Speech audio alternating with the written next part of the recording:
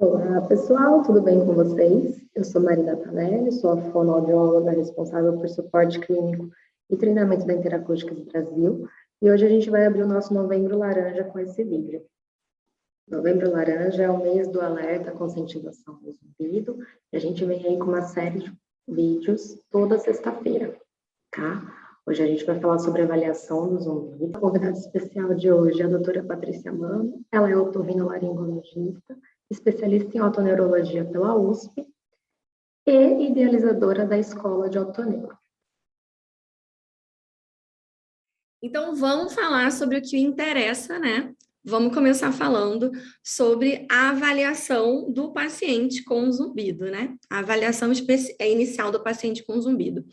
E antes da gente pensar em colocar esse paciente dentro do consultório, é fundamental que a gente tenha alguns conceitos muito bem fixos na nossa cabeça, tá? E parece besteira, mas quando a gente fala de zumbido, muita gente acaba confundindo esse tipo de situação. Então, primeiro eu quero falar sobre o que todo mundo domina aqui, né? Tenho certeza que quem está assistindo essa aula é um profissional de saúde, né, que aborda esse perfil de paciente, por isso o interesse nessa aula, e que tem um conhecimento sobre a anatomia da orelha. Eu não vim aqui trazer conhecimento sobre isso, me aprofundar sobre isso, mas eu quero trazer sim, eu quero falar sim, como é que funciona o som, né? Como é que é essa história do som que é captado, da onde vem isso? Porque para eu fazer uma compreensão do que é esse sintoma, do que é o zumbido, é fundamental que eu compreenda antes sobre o som. E aí, muita gente tem um imaginário de que quando a gente fala de zumbido, a gente está falando de um sintoma que mora na orelha. E não é isso. Então vamos lá, quando a gente fala de orelha, né? Então a orelha que está representada aí na imagem para vocês e o modelinho que eu tenho à mão, o som, ele é uma onda, né? Que ele é captada pela orelha externa, né? Pelo pavilhão auricular. E aí esse som, ele vem pelo canal auditivo e ele é transmitido para a membrana timpânica. Então essa membrana, ela vibra. E essa vibração acaba vibrando esses ossículos, esses menores ossículos do corpo humano, que fazem uma movimentação dentro e jogam essa pressão sonora para esse órgão que parece aqui um caracol, né? Esse órgão aqui chamado cóclea, tá? Então, essa orelha, né? Ela tá conduzindo esse som, né, trocando essa força física para um órgão que é a cóclea, e no interior dessa cóclea, essa pressão sonora, ela vai ser recebida por um líquido que tem no interior dela. Então, a condução agora, ela sai do meio aéreo desse som e penetra no meio líquido. Então, essa onda sonora vai para esse meio líquido e acaba vibrando o que tem no interior dela, que são células, né? Então, essas células, quando recebem essa vibração, né, pela membrana que existe todo um potencial maravilhoso, né, de transmissão da onda sonora, inclusive de frequências, né, uma coisa realmente bonita no interior da cóclea. Essas ondas, elas são captadas por essas células que convertem esse sinal num sinal elétrico. Então, ele sai dessa onda sonora e é transformada numa força física elétrica.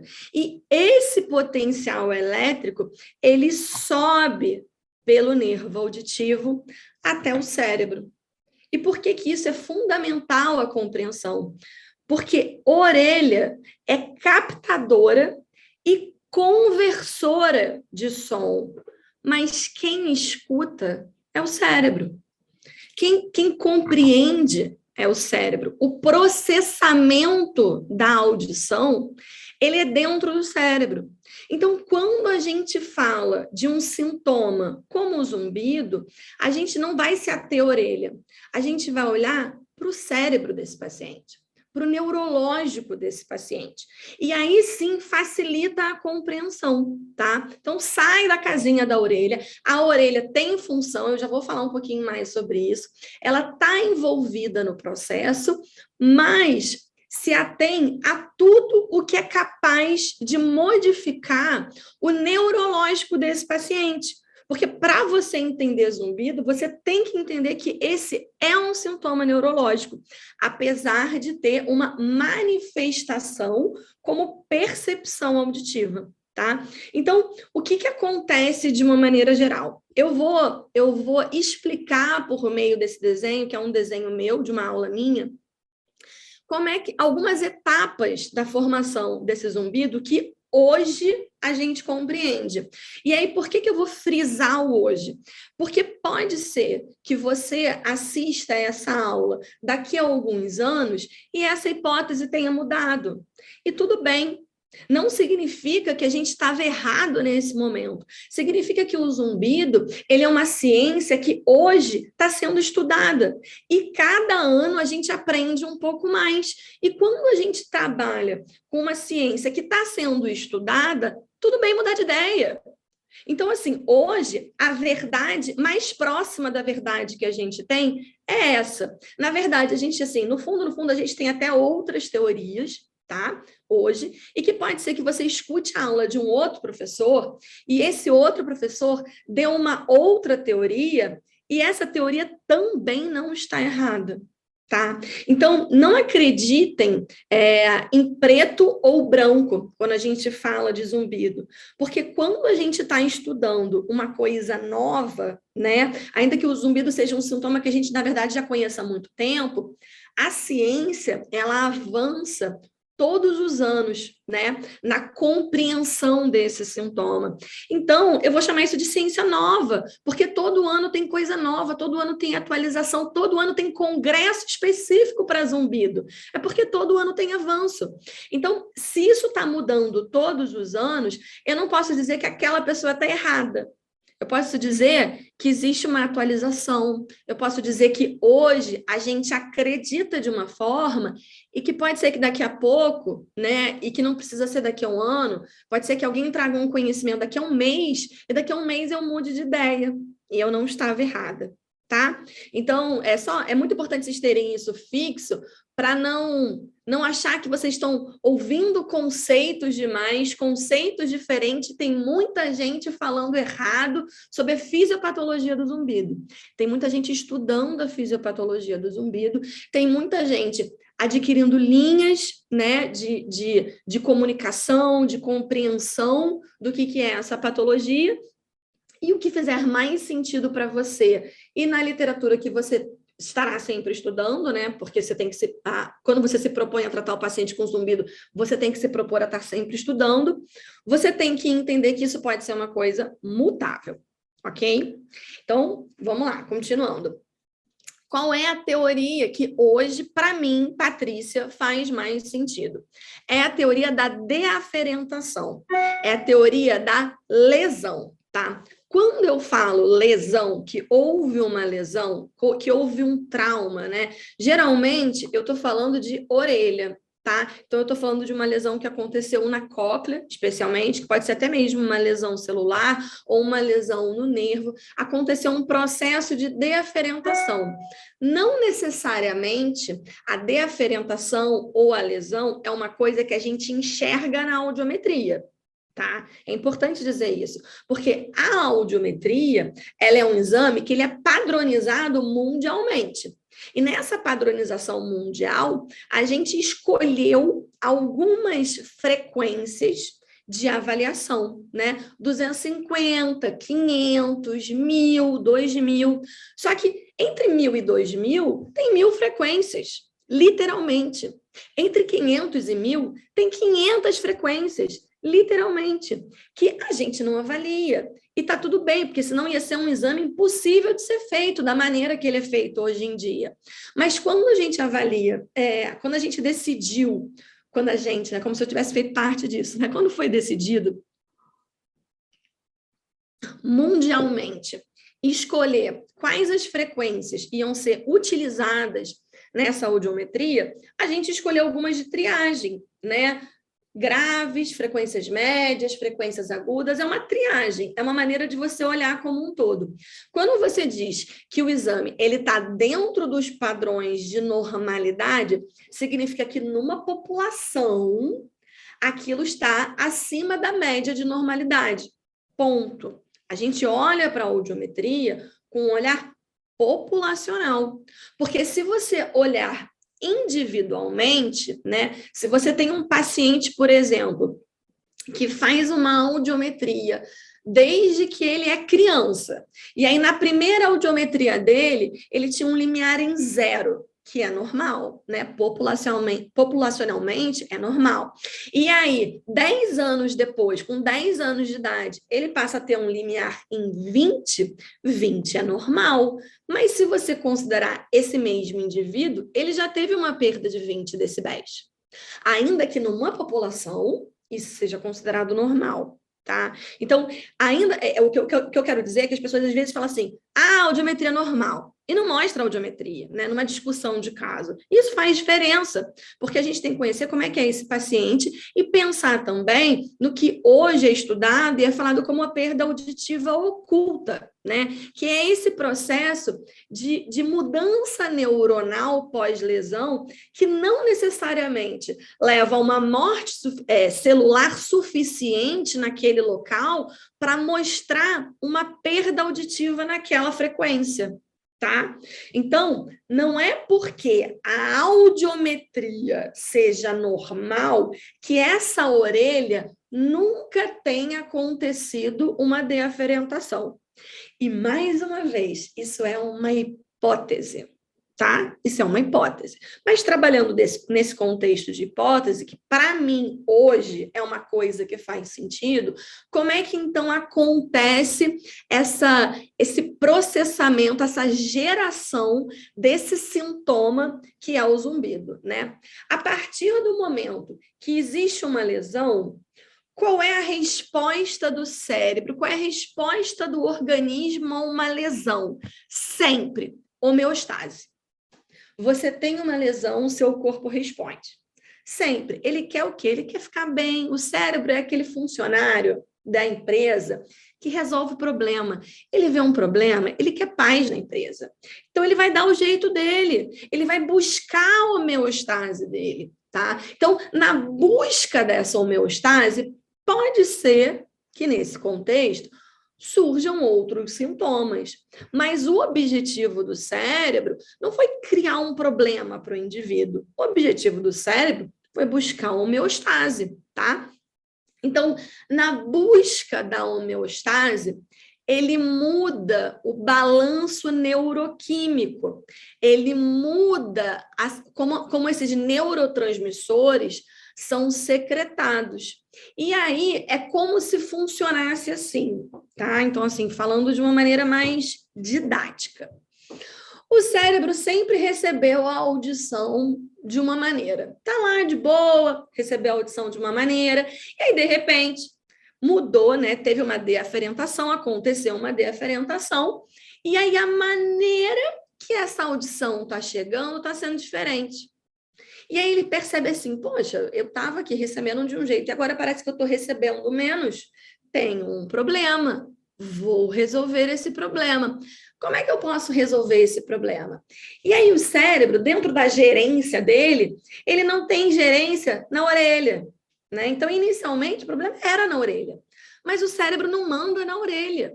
Aonde que ele consegue ter gerência? Em quem leva a informação até ele.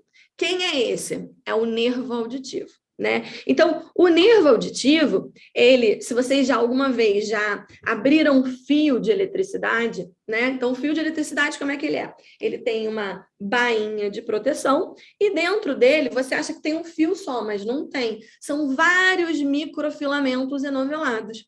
Nosso nervo também é composto de vários microfilamentos.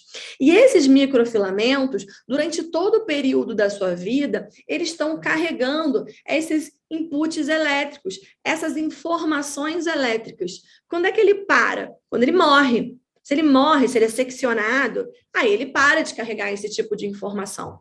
Mas enquanto ele estiver vivo, ele está carregando informação. Só que comparando com um fio de eletricidade, não é qualquer informação que ele carrega. Ele também não vai levar qualquer coisa para o cérebro. Você tem que pagar uma entrada. Você tem que ter uma entrada mínima para poder a sua informação chegar no cérebro.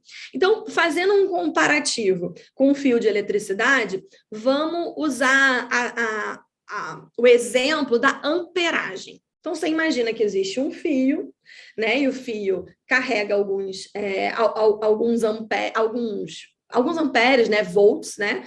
E aí, se eu estiver falando besteira em relação a isso, você desculpa, porque eu não sou engenheira. Mas essa amperagem que é carregada por esse fio, ele não carrega o zero. Para esse fio conduzir a informação de um lado para o outro, ele tem que ter no mínimo 50 amperes. Se tiver 51, 52, 95, chega no cérebro. Se tiver 49, não. Tem que ter no mínimo 50 amperes. É a entrada que ele tem, a maneira dele pagar essa entrada, né? E aí esse fio carrega desse jeito. Quando o cérebro percebe que ele está recebendo uma informação diferente, uma informação menor do que ele recebia antes, ele fala, caramba, eu tenho um problema, eu preciso resolver esse problema. Vou facilitar a entrada dessa informação no cérebro. Vou tornar essa entrada mais barata. Então, ao invés de ser 50, agora são 30 amperes, tá? E aí, quando entra esses 30 amperes, facilita a entrada de informação, só que junto dessas informações, esse é um sistema nervoso central. Já também aconteciam outras informações que eram mais baratas, que não subiam por esse nervo. A partir do momento que você torna essa informação mais barata, outras passam a subir, tá? E chegar no cérebro, que a princípio era o que ele queria. Ele queria que chegasse mais coisa, né? Só que por que isso é importante num contexto de formação de zumbido? Porque para você entender o zumbido, você tem que entender o que é o silêncio, né? Então, se eu falei que esse nervo está o tempo todo conduzindo informação, o silêncio, ele não pode ser uma falta de condução de informação, porque senão a gente só teria silêncio quando esse nervo fosse cortado. E não é nem isso que a gente vê na prática, né? Porque pacientes que se submeteram a algum tipo de cirurgia e tiveram o nervo auditivo seccionado, o que eles se queixam? De zumbido. Paciente que tem altas perdas auditivas, uma das queixas principais é zumbido. Então, se você secciona esse nervo, se você tira essa informação, você não traz silêncio. Isso é certo. A gente não traz silêncio para isso. Então, o que é o silêncio? A diferença entre som e silêncio é a sincronia. Então, essas informações que sobem por esses vários microfilamentos por esse nervo, se elas são sincronizadas, ritmadas, quando elas chegam no cérebro, o cérebro interpreta. E ele fala, isso é som. Ele processa a informação, ele capta a mensagem, como se fosse um código Morse. Tá? Aquele código Morse do navio, SOS, né? Ele é só um barulho. Se você não souber a ordem, a sincronia, ele é barulho, ele é som. A partir do momento que você bota uma ordem, uma sincronia, quem está do outro lado entende a mensagem. Então, assim, mal comparando, porque na verdade o cérebro é muito mais complexo que um código Morse, né? Jamais eu transformaria o processamento auditivo de fala num código Morse, mas de uma maneira didática, é isso que acontece. O cérebro ele faz uma tradução de um sinal que chegou numa sincronia. E aí ele entende que isso é som. Se ele chega assincrônico, sem ritmo, ele entende que é silêncio. E aí vamos lembrar o que aconteceu com aquela história da deaferentação. Quando você tornou a entrada mais barata, outros potenciais que já existiam ali, ou até mesmo potenciais musculares, que é o que a gente vê no zumbido somatosensorial, que é o zumbido que a gente discute muito hoje em dia, né? Que é real, que a gente sabe que é real, que a gente trata e vê o resultado efetivo desse paciente, né? Então, outros potenciais, eles passam a entrar nessa via. E aí, quando outros potenciais encontram os potenciais que já existiam, em alguns pacientes, porque isso não acontece com todo mundo, mas em alguns pacientes isso adquire ritmo, isso adquire sincronia. E aí, então, ele é percebido como som. E tudo bem. Perceber um som não é problema nenhum. Então, assim, quantas vezes eu estou aqui, por exemplo, no meu consultório e o ar-condicionado, ele está ligado. O ar-condicionado, ele faz um barulho de ventoinho o tempo todo. É baixinho, é contínuo e é o tempo todo. Enquanto eu estiver aqui, eu estou com o barulho do ar-condicionado ligado. E isso absolutamente não me incomoda. Então, ainda que esse som ele chegue ao meu córtex auditivo, que ele seja percebido, não necessariamente isso vira um problema, né? Por quê? Porque o barulho do ar-condicionado, ele não me traz nenhum tipo de contexto negativo. Ele não tem valor, até pelo contrário. O fato de eu estar ouvindo o barulho do ar-condicionado significa o quê? Não vou passar calor. Estou numa sala climatizada. Isso é uma coisa bem tranquila na minha vida, né? Diferente de quando você tem barulhos que ganham valores negativos, que é o que acontece do zumbido. Então, assim, dando um exemplo de como o valor do som faz toda a diferença. Vamos imaginar que você adora moto.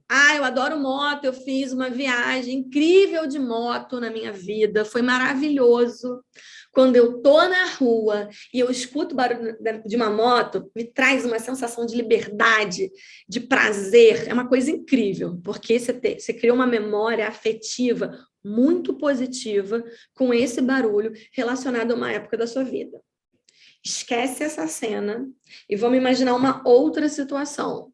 Você tá aqui no Rio de Janeiro, tá esperando parar de celular na mão, sabe o que tá fazendo, e aí, de repente, 2 caras numa moto param a moto na sua frente e fazem um assalto, levam suas coisas. A partir desse momento, toda vez que você está na rua, esteja sozinho, esteja dentro do seu carro, vem um barulho de moto, o que o seu cérebro faz? Ele liga todos os alertas, porque aquele barulho passou a ser uma coisa de perigo. E o seu cérebro, mais uma vez, é o funcionário que joga no teu time. Ele quer evitar problema, ele quer resolver situação. Então, quando ele sente perigo, ele vai jogar aquela informação lá para o alto, tipo, aqui, ó, olha para mim, né? Então, o que acontece, né, em linhas gerais, é que esse som, ele atinge uma região especialmente da região límbica, né? Ele faz uma ativação córtico-límbica, né? Que ganha um sentido negativo, que gera uma angústia, gera um incômodo. E isso vai fazendo com que o cérebro ele se ligue em outras regiões, tipo o centro da atenção. Isso é importante. Precisa ser primeiro plano, é centro da atenção. E vai gerando uma neuroplasticidade pelo networking, pela ligação que faz, que é uma bola de neve. Quanto mais coligação o paciente vai fazendo com aquela possibilidade, mais aquilo cresce, mais aquilo parece maior, mais aquilo fica mais alto, mais aquilo incomoda. Então, é bola de neve, é uma bola de neve que vai crescendo, né? E isso acontece neurologicamente, porque isso é um processo também cognitivo, né? Também de aprendizado. Se ele não desse bola, se ele não tivesse valor nenhum, né? Afinal de contas, valor também é um processo cognitivo, não é só emocional, ele também é cognitivo. Lembrou de uma situação, porque o primo do amigo do vizinho, né? Ele tinha um zumbido, e aí ele teve um aneurisma, e aí o aneurisma rompeu, ele morreu. Será que eu vou morrer? Porque o meu avô falava que ele tinha um zumbido, e aí eu lembro que logo depois ele ficou completamente surdo. Será que eu vou ficar completamente surdo? Então, são várias conexões que vão acontecendo no cérebro desse paciente que vai fazendo com que esse zumbido cresça. E isso gera a cronificação. É isso que perpetua esse sintoma dentro desse paciente. É fundamental, eu escolhi começar contando sobre isso nessa minha aula, porque se você não compreende como é que isso começa, não adianta nada você saber como é que esse paciente é avaliado, porque a maneira que você vai tratar esse paciente depende da sua compreensão em relação a isso. A maneira que você vai raciocinar a avaliação desse paciente depende da compreensão quanto a isso. E, inclusive, as associações que esse paciente faz. Porque se existe uma ativação límbica, é fundamental eu conhecer sobre as associações desse paciente. Certo? Então, dito isso, vamos falar sobre o início da história. Vamos falar sobre a anamnese, a história. O que é fundamental perguntar, né? Comece sempre pelo básico, pela história. Um básico bem feito constrói um resultado final firme. Se você tem pressa para colher a sua anamnese desse perfil de paciente, é melhor você encaminhar para alguém. De verdade, porque você não vai ter resultado, isso vai te frustrar. É básico. Começar, se você constrói uma história bem feita, a chance de você evoluir bem nesse caso é enorme, porque como tudo em otoneurologia, a clínica é muito soberana. O que o paciente te conta, o que ele mostra no seu exame físico, ele é muito importante no seu diagnóstico. E grande parte dos diagnósticos, eles saem daí, da anamnese. Então, tira um tempo da sua consulta para você fazer isso bem feito, porque isso não é perda, isso é ganho. Nas próximas consultas, você não vai precisar ficar criando outros raciocínios, porque você deixou de perguntar uma coisa. Você construiu a base dessa sua relação com esse paciente e a partir daí você vai evoluindo, tá? Então, quais são os pontos chaves dessa anamnese com esse paciente? Antes de tudo, aquilo que eu falei, colhe uma boa história. E aí, o que eu falo do download? Download é a maneira que eu chamo como o paciente chega. O meu perfil de paciente, especialmente, é um paciente que já passou pela mão de muita gente. É o paciente do saquinho de exames, né? Que vem com muita informação, já muito investigado por muito médico. Ele quer falar. Ele veio para cá porque ninguém ouviu ele. Ele está com o negócio que está incomodando e ele precisa ser escutado, né? Deixa o cara fazer o download dele para você, deixa ele falar. Na história dele, haverão, com certeza absoluta, vários pontos chaves que são importantes para você conduzir o seu raciocínio diagnóstico. Então, você vai anotando esses pontos-chave, deixa ele falar, falando, ele vai falando uma coisa importante, você vai anotando. Quando ele viu que chegou, porque o cara se preparou para estar na tua consulta. Às vezes ele vem com um caderninho cheio de pergunta, né? Então, ele liberou, aí você entra, né? Então tá. Então, deixa eu só voltar em algumas coisas que eu acho importante, e aí você aprofunda aquilo que faz mais sentido na sua história, né? Então, assim, coisas que fazem muito sentido, que são pontos chaves. Esse paciente tem dificuldade auditiva? Ele é um zumbido com dificuldade auditiva ou sem dificuldade auditiva? Porque isso muda o seu raciocínio, né? Não, ele não tem dificuldade auditiva, certo? E esse paciente teve tontura? Teve história de tontura? Quando começou esse zumbido, ou atualmente, ele tem tontura associada? E quando eu falo de tontura, gente, sai da caixa do Meniere. Tá? Porque tem gente que diz, tem tontura, tem zumbido, é Meniere. Não, calma, tem outros diagnósticos que também dão tontura e zumbido. Então, não é só Meniere, porque a pessoa vai falar, tem tontura, graças a Deus, é Meniere. Meniere, agora é Meniere. Meniere. O diagnóstico de Meniere não é dado pela presença de tontura e zumbido isoladamente. Tá? Meniere é um diagnóstico clínico, com várias outras questões associadas. Então, não sai rotulando, porque, e eu falo isso de uma maneira importante, porque, mais uma vez, meu perfil de paciente é o paciente plurinvestigado. E aí, às vezes, o paciente ele vem com uma cruz nas costas, que é o quê? Doutora, eu tenho Meniere. Ele lê, ele entra no Dr. Google e aí ele vê todas as informações de Meniere, que Meniere é incurável, que o paciente vai fazer isso a vida toda. E ele chega aqui em pânico, porque na cabeça dele ele nunca vai ficar bom. Aquilo nunca vai ter controle, porque é isso que ele leu, tá? Então, se você não tem certeza se é isso, fala, olha, vamos acompanhar, vamos ver a sua clínica. A gente pode ser que feche um diagnóstico, mesmo que a gente feche um diagnóstico de Meniere tem tratamento, tá? Então, você não precisa ficar tendo crise a vida toda, você pode ter um bom controle, assim como outras doenças que você trata, hipertensão, hipotireoidismo, que você faz acompanhamento e o paciente não tem sintoma, ele tem uma vida boa, Meniere acontece isso também, né? Bom, então, perguntar se ele tem tontura, por quê?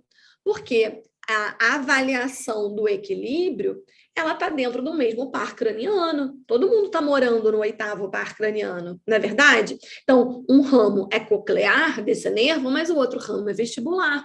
Pode ser que exista uma lesão antes dessa bifurcação. Então, a gente tem que olhar esse paciente como um todo, tem que perguntar, tá? E aí, uma coisa que é fundamental no tratamento do zumbido, sono. E não importa a associação que o paciente fez, porque às vezes o paciente fala assim para você, o zumbido não me deixa dormir. E aí você fala, entendi. Antes de ter o zumbido, você dormia bem? E aí ele fala, não, eu já dormia mal. Não, eu já tinha insônia. Só que hoje, não é que ele esteja inventando, é que é como você imagina que o zumbido, para quem não tem zumbido, imagina o seguinte, você tem uma insônia, e aí você fica lá na sua insônia, né? Fazendo suas coisas, dorme tarde, só que agora você colocou um reloginho do seu lado que fica fazendo o tempo todo. Cara, você fica um tempo, aí passou 5 minutos da sua insônia, aquele tique-tique não parou e você não está conseguindo tirar ele da sua cabeça.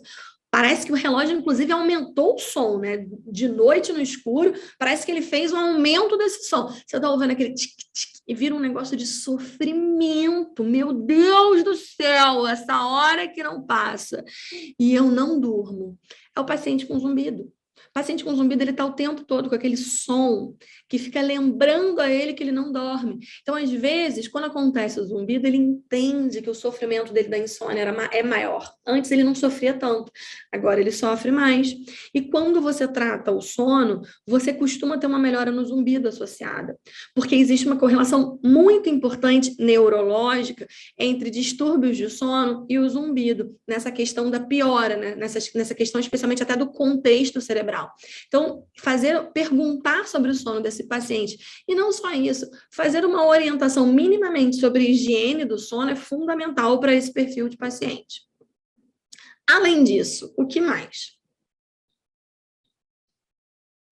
Então, aquilo que eu já falei, uma das áreas que cresceu muito do zumbido nos últimos 10 anos, especialmente, é o zumbido somatosensorial, é um zumbido com relação muscular, né? Foi quando até a fisioterapia entrou com muita força dentro do zumbido para contribuir com a gente no tratamento desse perfil de paciente que tem pontos gatilhos na região especialmente cervical, de face, né? E aí a gente sabe que o componente somatosensorial está muito associado. Então, isso é uma coisa que você tem que perguntar para o paciente. Você sente dor na cervical? Você sente dor de cabeça? Porque às vezes o paciente ele fala, não, eu não sinto dor na cervical, mas eu sinto uma dor de cabeça aqui, ó, o tempo todo. Ele acha que a cervical, aquilo lá é uma dor de cabeça, até que o problema dele é pressão. Ele não associa com o cervical, né? Às vezes você pergunta assim, você tem dor nessa articulação? Não, mas eu tenho uma dor de ouvido. O tempo todo esse meu ouvido dói, porque ele entende, faz a compreensão dessa dor de uma maneira diferente. E quando a gente fala no paciente de zumbido, a gente fala, inclusive, de outras dores, não só dor emocional, tá, gente? Eu não tô falando só de dor emocional, não. Tô falando de outras dores físicas mesmo, tá? Então, paciente que tem zumbido e tem uma dor lombar crônica, tem uma dor de joelho crônica, tem uma dor de cabeça crônica, valorize essa dor. Trata essa dor ou encaminha para o colega que trata essa dor. Porque, mais uma vez, quando a gente faz a compreensão neurológica do zumbido, a gente vê que a via da dor, ela influencia muito nessa via de percepção do zumbido, nessa questão cognitiva de percepção do zumbido. Então, faz muito sentido você olhar para as dores desse paciente, independente se essas dores têm relação ou não diretamente com a formação do zumbido. Tá? Que medicações que esse paciente usa? Por exemplo, existem várias medicações que são ototóxicas, isso para ser do básico, tá? Sem aprofundar muito, mas que são comumente usadas como diuréticos, são ototóxicas, são largamente prescritas, e o paciente com zumbido, ninguém mexeu. E você tem que olhar, porque agora você está tentando liberar a carga dessa orelha de lesão, lembra? De deaferentação, de qualquer tipo de lesão. Então, se ela está trabalhando numa carga de ototoxicidade, cabe a você olhar isso também. E nesse contexto de você olhar a carga dessa orelha, você tem que olhar, inclusive, a alimentação. Como é que é a alimentação desse paciente? Não só assim, certo, errado, 3 horas, sem 3 horas. Sai disso.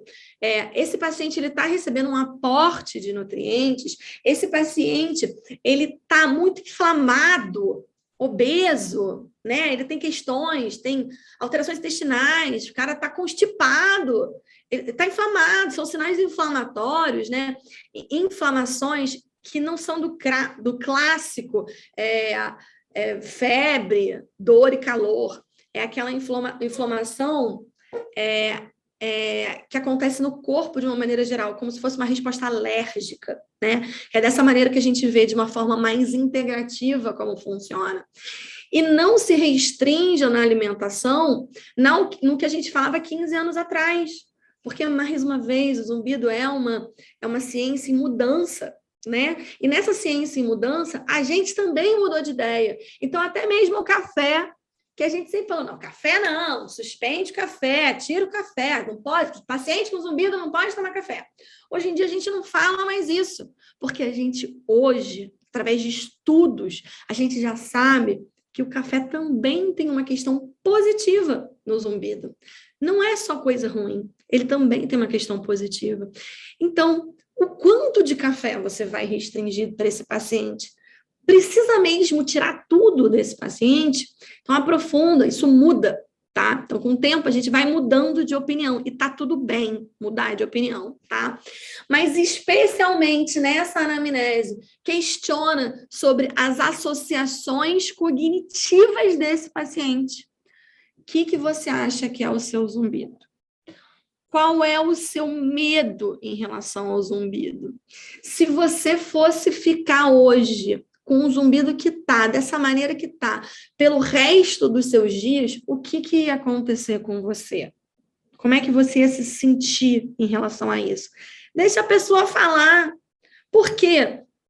Porque quando você entende a associação cognitiva, você consegue usar ela no seu aconselhamento, que eu vou falar já já, tá? Então, fez a história do paciente, construiu a história do paciente, qual é o próximo passo? Você é médico, né? Você vai fazer o quê? Você vai fazer um exame físico desse paciente. Começando pelo básico, né? Otoscopia, rinoscopia, inspeção de boca, mas aprofundando um pouco mais. Se ele é um sintoma neurológico, faz a avaliação neurológica básica desse paciente, né? Vamos ver se está tudo bem. Esse é um exame físico que, bem treinadinho, você faz em 10 minutos. Não vai tirar muito tempo do seu dia. Palpa a musculatura dele, aprende a palpar a musculatura. Não porque você vai se propor a abordar, né? Isso é um papel que o fisioterapeuta ajuda a gente, você não precisa disso. Mas você vai palpar, você vai fazer os testes somáticos para você até mesmo mostrar para o paciente que o zumbido dele modula. Então, se o zumbido dele modula, se o zumbido dele está associado à dor, você tem ponto gatilho palpável, é mais um motivo para você encaminhar ele para o colega, para o fisioterapeuta. E aí o paciente, ele entende a necessidade do fisioterapeuta, ele vai, e o fisioterapeuta ele vai estar ali para te ajudar nesse tratamento, né? Então, é igual você explicar a audiometria para esse paciente. Segundo o exame que eu falei, é uma audiometria. A audiometria é o básico, gente. O paciente tem um sintoma auditivo, você minimamente tem que fazer uma audiometria, né? Então, nesse mínimo da audiometria, ele tem alteração audiométrica, explica a alteração audiométrica para o paciente, mostra, né? Ó, tá alterado, vai para o fonoaudiólogo. Por quê? Porque se o paciente, quando o paciente entende por que ele tem alteração audiométrica, como é que ele vai para o seu audiologista, né? Para o seu fonoaudiólogo que trabalha com você, que te ajuda no tratamento desse paciente com zumbido? Ele vai de peito aberto. Ele já entendeu que aquele profissional é também um profissional chave nesse tratamento. Então, ele vai de peito aberto, ele vai ouvir a expertise desse profissional para poder tratar esse paciente, né? Então, explica, o paciente, você pode fazer de uma maneira bem lúdica, mas explica a audiometria para esse paciente. E fora isso, dentro do seu papel médico, você pode querer evoluir mais. Então, exame de sangue, avaliar a bioquímica, avaliar o sofrimento dessa orelha interna também é fundamental, né? É uma das maneiras, inclusive, que a gente faz diferença médica. E nesse contexto, pode ser, inclusive, que você chame mais uma pessoa da sua equipe para tratar, que é quem? Que é o nutricionista. Às vezes esse paciente tem tanta alteração bioquímica que você, como médico, vai fazer o tratamento, claro, é seu papel medicar esse paciente, mas a longo prazo você quer mudar a realidade desse paciente, então chama o nutricionista, para ele, né, um nutricionista especialmente que entenda esse paciente também, né, para melhorar o contexto desse paciente, porque tudo é contexto. E o contexto também está envolvido no tratamento dessa patologia, né? E a gente descobre muita coisa por essa bioquímica. Exames eletrofisiológicos. Eu preciso pedir um BER, eu preciso pedir um ECG, eu preciso pedir um exame de imagem, eu preciso pedir uma ressonância sempre? Depende. Exames complementares são apenas complementares. O que diz a sua história? Quando você traça esses exames básicos, o que ele mostra para você? Qual é o perfil financeiro desse paciente? Ou qual é a instituição que você está trabalhando? Porque eu não posso ficar falando assim, não, todo mundo tem que sair com uma ressonância. Eu já trabalhei no SUS durante muito tempo. Infelizmente, hoje, eu não consigo pedir uma ressonância para todo mundo no SUS. Então, às vezes, eu tenho que pensar, de repente, pedir um BERA. Você tem que sair um pouco da caixa em relação a isso. Os exames são complementares. Você não pode esperar que o paciente, você só vai começar a tratar se ele trouxer tudo na sua mão. Se não tiver tudo, do feijão ao avião, eu não trato esse paciente. Dá para fazer muita coisa. E aí, com o tempo, está sentindo necessidade, não é que eu não solicite não, tá, gente? Eu solicito, mas é uma solicitação pensada em cima da clínica desse paciente. Faz sentido eu pedir esse tipo de exame? Vou pedir. Não faz sentido? Não vou pedir. Pode ser até que daqui a pouco eu não vá chegando a conclusão nenhuma, não vou chegando a resultado nenhum e eu decida pedir, né? Porque eu não estou evoluindo. E tudo bem mudar de ideia, certo? Então, exames complementares são sempre complementares. E idealmente, até que você já faça nessa consulta para a pessoa já sair um pouco mais em paz. Mas se você decidir não fazer mais nada, pelo menos faça o aconselhamento. Explica para o paciente o que é o zumbido, de onde ele veio, para onde ele vai, quais são os resultados em média. Não vem com frase pronta que piora o seu tratamento. Vai se acostumar com isso. Quem é que se acostuma com coisa ruim, gente? Vocês se acostumam com coisa ruim? Ninguém se acostuma com coisa ruim, não. O cara está em sofrimento. Então, não fala, vai se acostumar com o seu zumbido. Porque até mesmo o processo de habituação ao som tem um aconselhamento envolvido. Um forte aconselhamento envolvido. Você tem estratégia para aconselhar um paciente que você percebe que com aquele local que você chegou, que você chega em muito lugar com tratamento, mas nem sempre você zera. A verdade é essa. Hoje, a gente não tem uma planilha que a gente coloca ao paciente, ele tem isso, pronto, esse aqui vai zerar. Ah, não, esse aqui tem Y, esse aqui não, esse aqui vai ficar com 25% do que ele tem hoje. A gente não tem isso, a gente não tem bola de cristal. Então, tem paciente com zumbido há 40 anos que zera. Aconteceu aqui, uma vez. É o esperado para todo mundo? Não. Eu espero isso todos os meus pacientes? Não. Tem paciente aqui que está com zumbido uma semana e eu suo a camisa com uma semana de zumbido. Porque quando o paciente chega para mim com uma semana de zumbido, eu falo, graças a Deus, Senhor. Ficou muito mais fácil de tratar. Mas nem sempre é a realidade.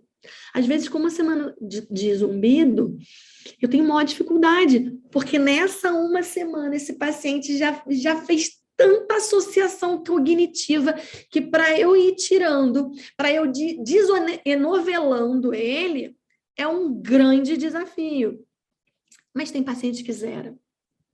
Então, você não pode tirar a esperança sabendo, porque hoje a gente tem isso em artigo científico. Hoje a gente sabe que tem paciente que zera, que some.